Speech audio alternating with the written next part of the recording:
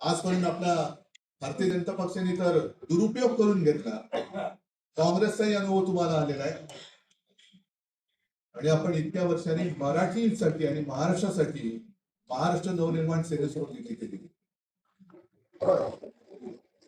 मला माहितीये की युती असते, आघाडी असते, तेव्हा 100% आपल्या मनासारखं होत नाही ना. 100% त्यांच्या मनासारखं होत ना. आणखी कोण तिसरा पक्ष असेल तर ना त्यांच्या मनासारखं होत.